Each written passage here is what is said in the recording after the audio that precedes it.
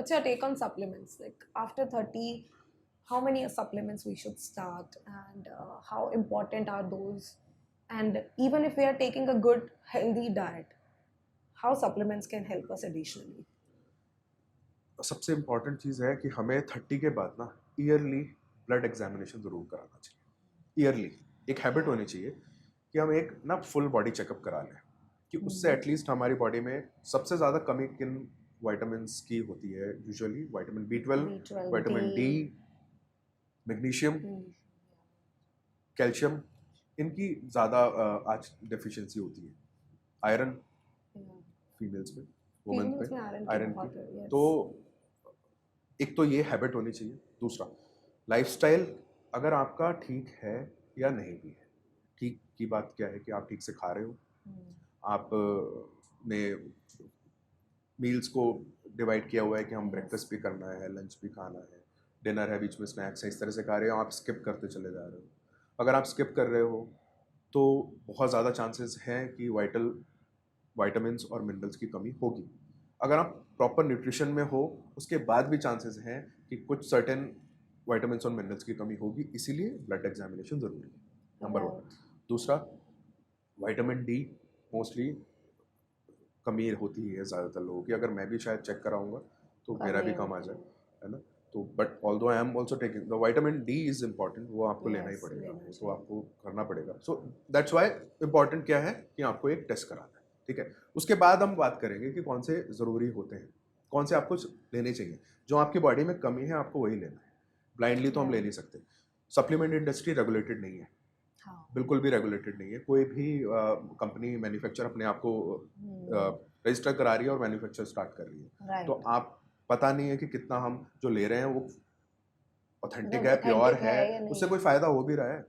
और अगर हमारी बॉडी में कमी ही नहीं है उस चीज़ की तो उसको लेने का फ़ायदा क्या, ठीक है। अब आते हैं, सबसे पहला जो मुझे इंपॉर्टेंट लगता है, जो सबसे ज़्यादा कमी है ही लोगों में, वो है प्रोटीन। प्रोटीन डाइट में कम है। लेते नहीं है कोई भी। प्रोटीन टेस्टी नहीं है ना। डर बहुत है प्रोटीन हाँ, से एक तो रिलेटेड। अभी डाइट की बात करते हैं, अभी सप्लीमेंट की बात नहीं करते। पहले डाइट फिर सप्लीमेंट। कि लोगों को खाने में प्रोटीन क्यों नहीं खाते, क्योंकि आप देखो ना, नोट जितने भी सोर्सेज हैं प्रोटीन के, अगर वेजिटेरियन की बात करें तो वो प्रोटीन कम है और उनमें कार्ब्स ज़्यादा है वेजिटेरियन सोर्सेज में। अगर आप पनीर खाते हो तो उसमें भी फैट और कार्ब्स ज़्यादा आते हैं और वो इतना खाया नहीं जाता लोगों से। Lentils, right. दालें वो है जिनमें प्रोटीन कम है, कार्ब्स ज़्यादा है। फिर उसके बाद में अगर हम राजमा और छोले की बात करें तो बहुत लोग डाइजेस्ट नहीं कर पाते उसको, बहुत लोगों को प्रॉब्लम होती है, राइट। ठीक है। तो हमें उस तरह से स्ट्रक्चर करना पड़ेगा कि आपको सोर्सेज फाइंड आउट करने पड़ेंगे प्रोटीन के। इतने बिजी लाइफस्टाइल में वो लोगों के लिए बड़ा मुश्किल है। तो तब आता है रोल सप्लीमेंट का, कि आपको एक ईज चाहिए सप्लीमेंट की। प्रोटीन सप्लीमेंट मुझे लगता है कि पहली चीज़ होनी चाहिए आपको ऐड करने के लिए, विदाउट किसी भी चीज़ से। आपको ज़रूरत नहीं है किसी टेस्ट की, वो आपको खुद मेजर करना है। आपका कितना बॉडी वेट है, अगर आपका बॉडी वेट 60 kg है तो आपको रफली 60 ग्राम्स ऑफ प्रोटीन डेली चाहिए, राइट। ठीक है। ये एक सीधा फॉर्मूला है कि आपको 60 ग्राम चाहिए, आप इतना कंप्लीट करो। और 60 ग्राम कंप्लीट करना भी लोगों के लिए मुश्किल है। बहुत मुश्किल है। मतलब अब फॉर एवरी डे मेरे को लगता है कि मैं 24 ग्राम्स का एक प्रोटीन शेक का वो लेती हूँ, ठीक है। उसके अलावा मुझे ऐसा लगता है कि मेरा उससे ज़्यादा नहीं हो रहा होगा, क्योंकि वो भी इसीलिए मैं लेती हूँ कि कुछ थोड़ा तो हो, मतलब एटलीस्ट हो। अदरवाइज हम लोग जितना भी खाते हैं क्या उसमें से बहुत कम हो रहा होगा। We have to put an extra effort कि हम सोयाबीन की सब्जी बनाएं या फिर कुछ वेजिटेरियंस के लिए इसलिए मुश्किल वेजिटेरियंस है, के लिए इसलिए मुश्किल इसलिए है, मुश्किल है, यस। इसलिए वेजिटेरियंस को ऐड करना पड़ता है एक सप्लीमेंट को।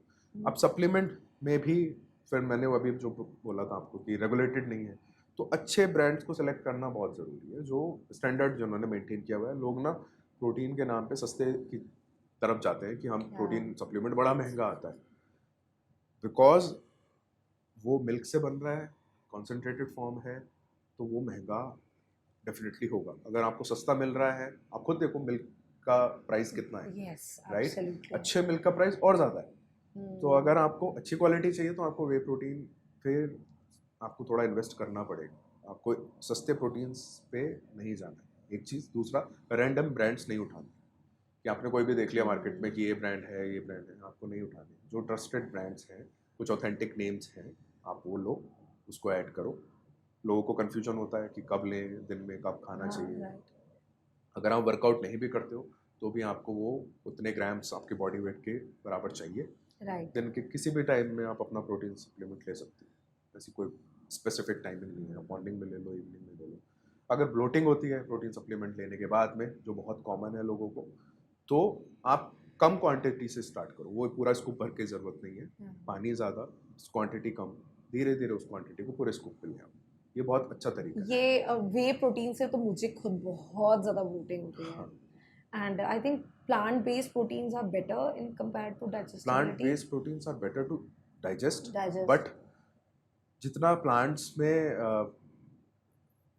पेस्टिसाइड यूज़ होता है, मेडिसिन यूज़ होती हैं, और सॉइल में हैवी मेटल ज़्यादा हैं जो प्लांट्स एब्जॉर्ब कर लेते हैं। तो जितनी भी टेस्टिंग में हैवी मेटल्स पाए जाते हैं वो ज़्यादातर प्लांट बेस्ड प्रोटीन्स में होते हैं। तो ये सबसे बड़ा रिस्क फैक्टर है प्लांट बेस्ड प्रोटीन्स का।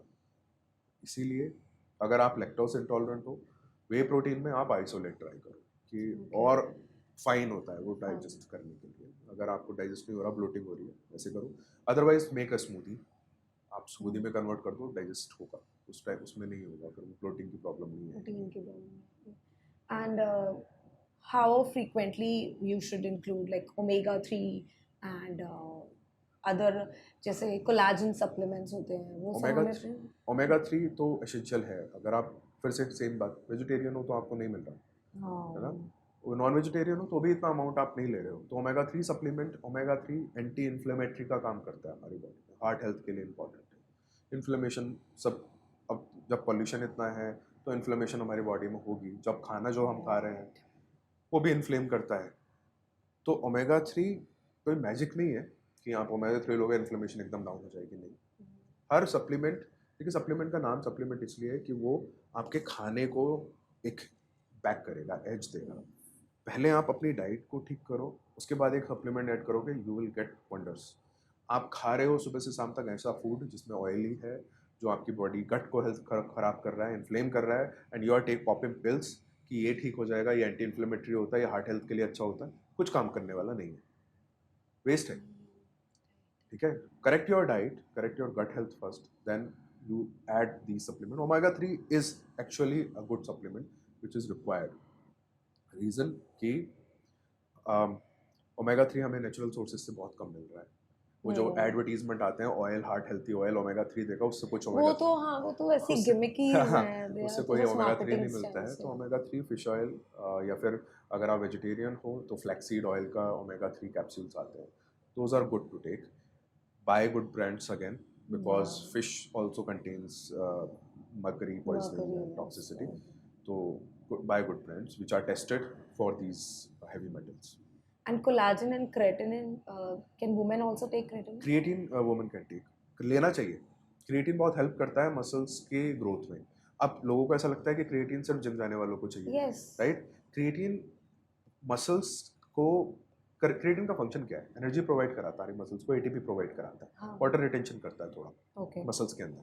ठीक है, मंथली एक साइकिल चल रहा है, उसमें पीरियड क्रैम्प्स हो रहे हैं और बहुत ज़्यादा, कुछ लोगों को बहुत प्रॉब्लम होती है, कुछ वुमेन को बहुत ज़्यादा प्रॉब्लम होती है। वो बोलते हैं कि हमें पीसीओएस या पीसीओडी की प्रॉब्लम है, वो ठीक है, लेकिन वो ओरिजिन कहाँ से हुई है, उसका बेस है।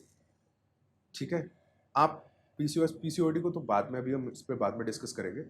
अगर आपको मसल्स को अपनी एक्टिवेट करना है, आप वर्कआउट भी नहीं कर रहे हो, आप कुछ तो चलते हो, आप काम करते हो डेली रूटीन का, आप तब भी क्रिएटिन ले सकते हो, ऐसा कुछ नहीं है, and it really helps in period cramps.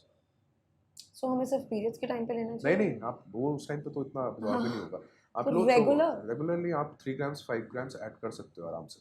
So creatinine, जो पाउडर क्रेटिनिन बोल रही हूँ, क्रेटिन जो पाउडर फॉर्म में होता है, बस उसको हम वाटर में, पानी में कभी कभी लोगों को ब्लोटिंग हो जाती है, तो आप अपनी किसी भी स्मूदी में ऐड कर सकते हो। टेस्टलेस होता है, उसमें कोई टेस्ट नहीं होता, वेजिटेरियन होता है, तो आप अपनी स्मूदी में ऐड कर सकते हो। आप कोई जूस है आप उसमें ऐड कर सकते हो, उसमें ज़्यादा बेनिफिट मिलता है क्योंकि वो कार्ब्स के साथ में ज़्यादा बेटर एब्जॉर्ब होता है। ठीक है, अगर आप वर्कआउट कर रहे हो, वर्कआउट स्टार्ट किया है, पहला सप्लीमेंट आपको क्रिएटिन लेना चाहिए, मस्ट है।